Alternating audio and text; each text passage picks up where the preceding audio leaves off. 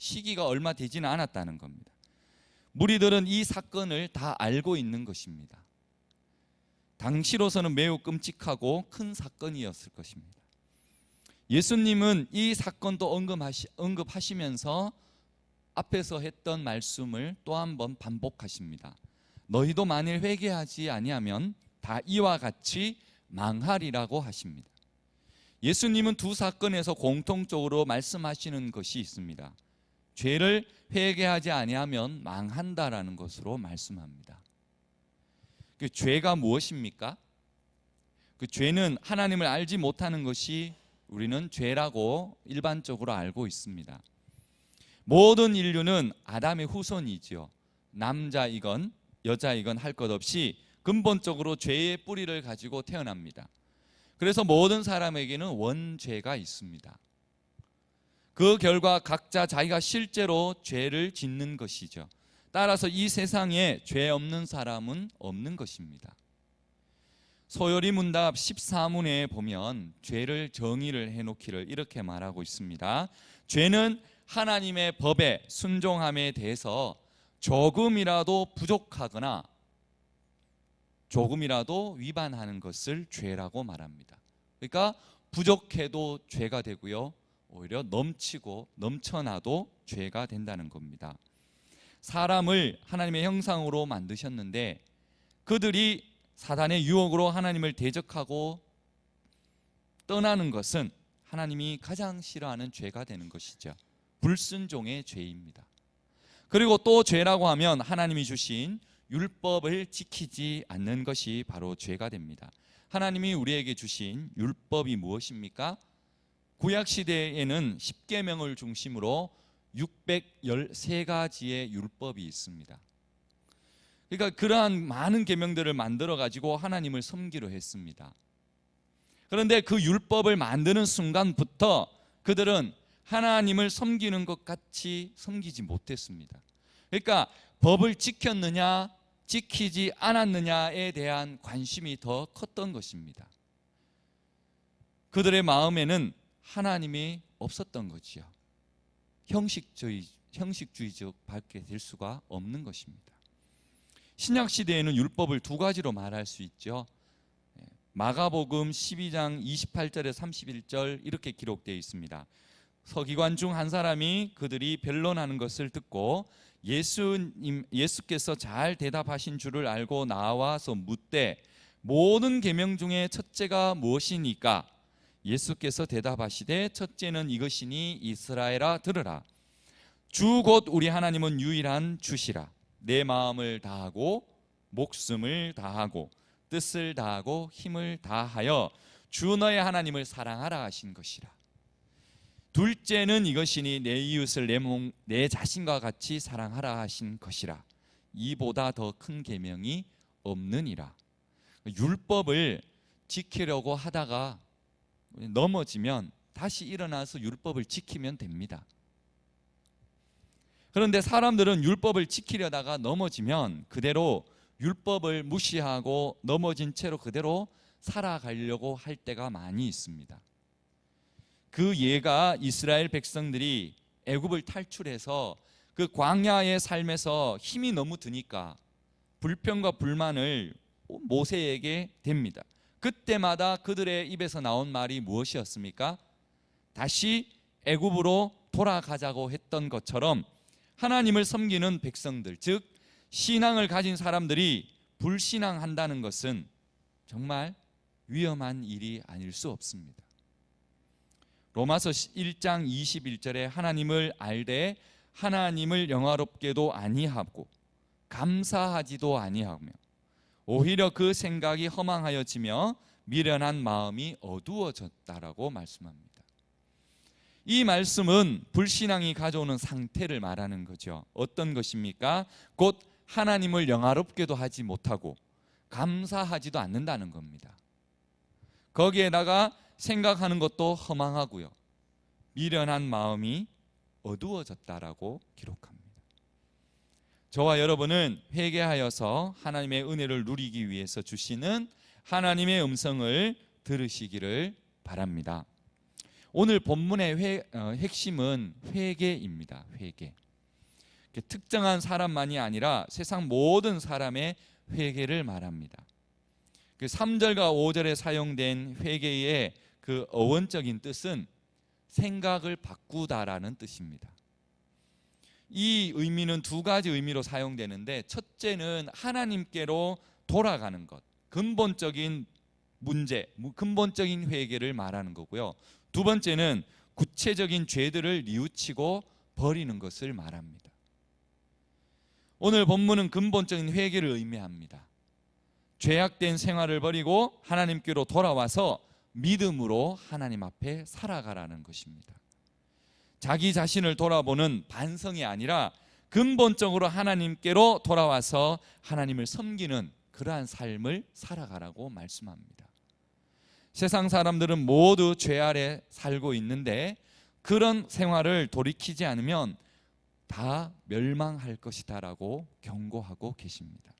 따라서 예수님은 근본적으로 회개하여서 하나님께로 돌아와야 함을 역설하고 계십니다. 이처럼 구체적으로 삶의 변화, 그리고 실제 생활에서 변화가 우리에게는 있어야 합니다.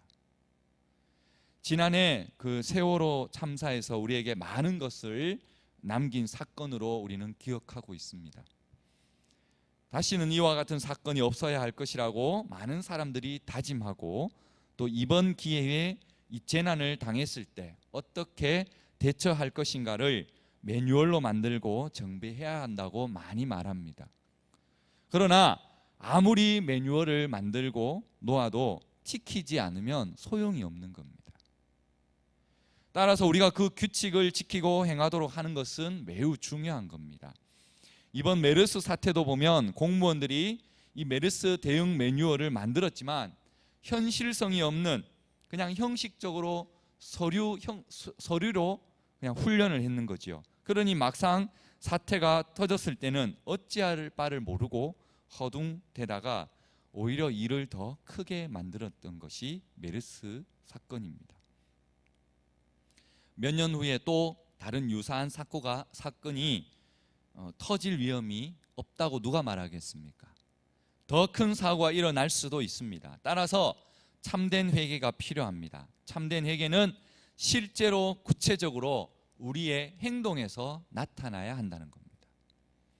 사랑하는 성도 여러분, 본문의 말씀을 통하여 우리 회개하여 구원하시는 은혜를 누리기 위해서는 세 가지의 말씀을 오늘 함께 나누어 볼까 합니다.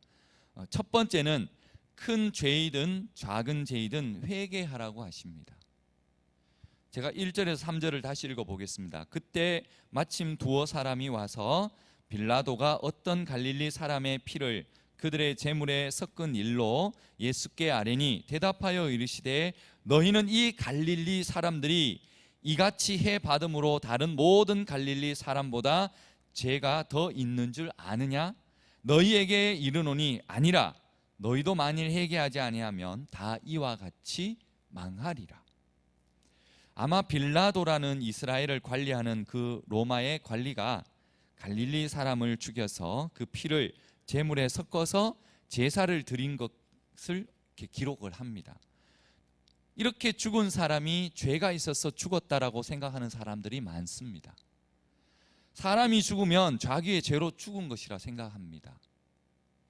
일반적으로 죽는 것은 자기의 수명을 다하여 죽어야 하는데 사고로 죽든지 아니면 갑작스런 자연재해로 죽든지 이렇게 죽을 때 사람들은 죄가 많아서 저 사람이 죽었다, 아니면 죄가 많아서 이런 재앙들이 나타났다라고 말합니다. 그래서 예수님은 질문을 던집니다. 너희는 이 사람보다 죄가 더 있는 줄 아느냐라고 물으십니다. 특정한 사건이나 사고로 죽은 사람들에 대해서 우리가 정죄를 하거나 아니면 나보다 저 사람이 죄가 더 있다라고 생각해서는 안 된다는 겁니다. 그 사람에게 특별히 무슨 죄가 있어서 또는 죄가 더 많아서 재앙이 온 것이 아닙니다. 우리는 다 멸망받아야 할 죄인들이고 또한 회개해야 하고 예수님을 믿어서 하나님의 은혜로 구원받아야 할 모든 백성들입니다. 따라서 무슨 사고나 재앙이 임할 때 다른 사람을 쳐다볼 것이 아니라 바로 자기 자신을 살펴보아야 한다는 것입니다. 그것을 예수님께서 교훈해 주시고 있습니다. 저는 이 말씀을 묵상하면서 일본이 갑자기 생각이 납니다. 2011년 지진 규모가 최고 강도, 그 지진 관측으로 할 수 있는 최고 강도가 9입니다. 이 강진인 9로 지진 해일로 인해서 사망 실종자가 1만 8천 명이랍니다. 약 40만 가옥이 파손되고 붕괴가 되었고요. 복구 비용만 해도 16에서 25조, 계산할 수 없는 금액, 경제적 손실액이 유례 없는 사상 최고액을 기록했습니다. 일본은 이상하게 주는 것이 없어도 받는 것도 없지만 미운 감정이 있는 나라입니다. 일본은 하나님을 섬기지 않아서 하나님으로부터 징계를 받았다라고 생각하는 사람들이 많이 있습니다. 한일 양국의 반일 감정 역시 역사를 통해서 우리에게 남아있기 때문에 이러한 생각을 가질 수 있다라고 생각이 되어집니다. 그러나 예수님이 말씀하시고자 하는 것은 어떻게 죽든지 그 죽은 사람이 살아있는 사람보다 죄가 더 많아서 죽은 것이 아니라는 겁니다. 만약 그 사람이 죄로 죽었다면 살아있는 사람보다 죄가 더 많아서 죽은 것이 아니라 그가 죽기 전에 회개하지 않은 것이 더 큰 문제입니다. 그 사람이 살아있는 동안에 회개를 했다면 언제 죽든지 그것이 문제가 되지는 않는다는 거지요. 죽는 것이 문제가 아니라 하나님 앞에서 회개하지 않고 죽는 것이 문제입니다. 사람은 죽을 때를 알지 못하기 때문에 언제든지 하나님 앞에 회개하는 삶을 우리는 살아야 합니다. 죽는다는 것은 두 가지 개념을 가지고 있습니다. 첫째는 망한다라는 그런 개념과 둘째는 기회가 없어진다는 개념입니다. 하나님을 대적하고 살았다면 하나님 앞에 회개해야 하는 것이 마땅하죠. 회개하지 않으면 망하게 될 것이라고 하지 않고 망하리라고 단호하게 예수님이 말씀합니다. 또 회개하지 않고 죽는 사람에게는 이제는 회개할 기회가 없는 것이죠. 회개는 우리가 육신으로 있을 때 회개할 수 있는 기회가 있습니다. 사람들은 죄로 태어나서 죄인으로 죽습니다. 마태복음 5장 21절 22절에 보면 옛사람에게 말한 바 살인하지 말라, 누구든지 살인하면 심판을 받게 되리라 하였다는 것을 너희가 들었으나 나는 너희에게 이르노니 형제에게 노하는 자마다 심판을 받게 되고 형제를 대하여 라가라 하는, 이 라가는 히브리인 단어로 욕설입니다.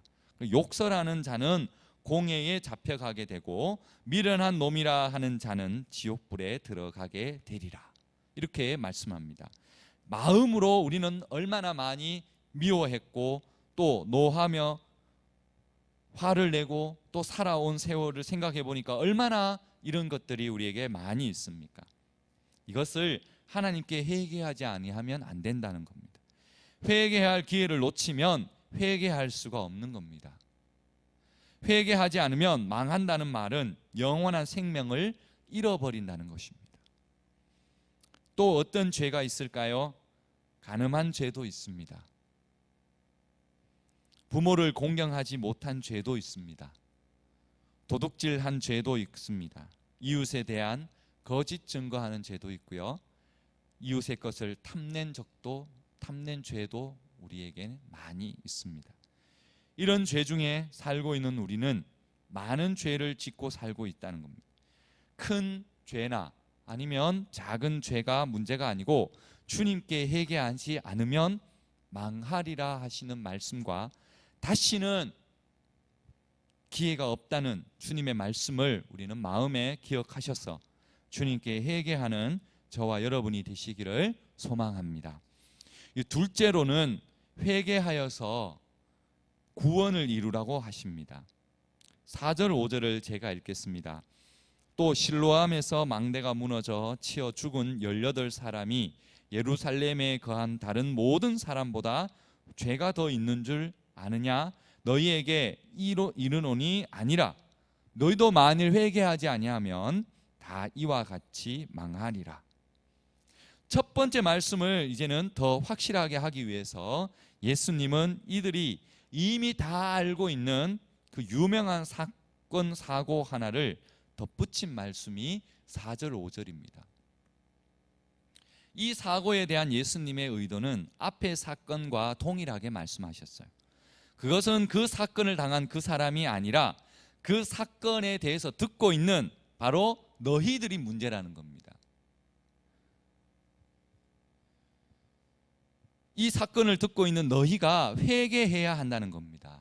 모두가 죄인이기 때문에 회개하지 않으면 모두가 치명적인 재앙에 직면하게 되어 있는 바로 죄인일 뿐이라는 겁니다. 죽은 사람이 죄가 많아서 죽었다라고 생각하면서 자기의 죄는 회개하지 아니하는 그런 자신들의 모습이 보여져야 하는 겁니다. 사람들은 자기가 피해를 입으면 억울하다고 많이 생각합니다. 그러나 다른 사람이 피해를 입으면 그 사람은 지은 죄 때문에 이런 피해를 입었다라고 생각한다는 거지요. 하나님의 말씀을 듣고 그 말씀에 내가 믿어야 하는 겁니다. 그 말씀이 내 안에서 믿어져야 합니다. 말씀이 내게 믿어지려면 그 말씀을 따라서 살아가야 하는 것입니다. 그런데 믿는 사람도 회개하지 않는데 안 믿는 사람이 어떻게 회개할 수 있겠습니까? 믿음의 훈련이 되지 않는 사람에게는 말로는 믿는다라고 고백하고 예수님을 나의 주 나의 왕으로 시인한다고 말하지만 하나님의 말씀을 믿지 못하고 있는 것입니다. 말씀이 내 안에서 믿어지지 않기 때문이죠. 그걸 어떻게 알 수 있습니까? 그의 삶을 보면 알 수가 있습니다. 그의 삶이 그것을 증명해 주는 겁니다. 그의 삶에 우리는 열매를 보아서 알 수가 있는 겁니다. 우리의 신앙을 되돌아보시기 바랍니다. 혹시 나는 이렇게 하지 않는지 말입니다. 나는 어떠한 열매를 맺고 살아가고 있는지 우리는 우리의 삶의 열매를 보여주어야 합니다. 다른 사람이 어떠하든지 하나님과의 관계는 지극히 개인적인 것입니다. 다른 사람이 대신 하나님과의 관계를 연결해 줄 수 없습니다. 자기 자신이 기도하면서 하나님의 말씀대로 믿고 하나님께 자신을 모두 드릴 때 하나님을 만나게 되는 것입니다. 그 말씀으로 양심이 되살아나지요. 그 하나님께 자신의 모든 주권을 드릴 때 말씀 중에 운행하시는 성령님이 바로 양심이라는 통로를 통해서 내 마음의 주인이 되어 주시는 것입니다. 예수님께서 너희도 만일 회개하지 아니하면 다 이와 같이 망한다. 무엇이 망한다는 겁니까? 바로 심판을 의미합니다. 이 말씀은 너희도 그렇게 망한다. 반드시 심판이 있을 것이다. 그 심판은 우리가 읽지는 않았지만 12장 마지막 절 59절입니다. 그러니까 저희 본문 바로 윗절입니다. 59절에 말씀하신 결코 거기서 나오지 못할 영원한 심판을 뜻한다고 말씀합니다. 그리고 이후에 13장 24절, 25절, 28절, 35절에 또한 이렇게 기록되어 있습니다. 이미 심판이 온 다음에는 다시는 돌이킬 수 없는, 그래서 너무 늦어버린 그러한 심판이 너희에게 임한다라고 말씀합니다. 그러므로 우리는 회개해야 하는 것입니다. 세례 요한과 예수님이 무리에게 첫 모습을 드러내시면서 동일하게 선포한 메시지가 무엇입니까? 회개하라, 천국이 가까웠다라고 선포하셨습니다. 그리고 누가복음 10장 23절 24절에 보시면 이것을 받아들이지 않는 사람은 그에게 망할 것이다. 그러므로 이것을 보는 눈 그리고 이것을 듣는 귀는 복이 있다라고 예수님이 이미 말씀하셨습니다. 이 회개는 말씀을 믿고 그 말씀대로 나의 주권을 주님께 드리고 말씀을 붙들기 시작하면 말씀이 나로 하여금 회개하신다는 겁니다. 말씀을 듣고 마음에 새기며 순종하겠다는 결단이 있어야 하고요. 불순종했을 때 회개하도록 성령님께서 바로 인도해 주신다는 겁니다. 순종을 지속적으로 하는 것은 어떻게 해야 되겠습니까? 말씀을 계속적으로 마음에 새겨야 합니다. 말씀을 지속적으로 마음에 새기면 그 말씀이 나를 붙들고 가신다는 겁니다. 내가 중심이 되는 것이 아니라 하나님 중심으로 가게 되고, 이렇게 말씀에 붙들려 살면 우리의 양심이 말씀으로 새로워지고 양심이 예민해서 말씀 가운데 운행하시는 성령의 음성을 듣고 우리가 순종하게 되는 것입니다. 사람들은 죽는 것이 큰 문제이죠. 어떤 사람은 빨리 죽어야 한다고 말하는 분도 있습니다. 죽는 것이 두렵지 않다는 사람들도 있습니다. 그러나 그 사람 속에는 죽음이 두렵기 때문에 어떻게 보면 그것을 포장하는 겁니다. 성도는 죽는 것이 문제가 아니라 구원을 이루며 사는 삶이 문제입니다.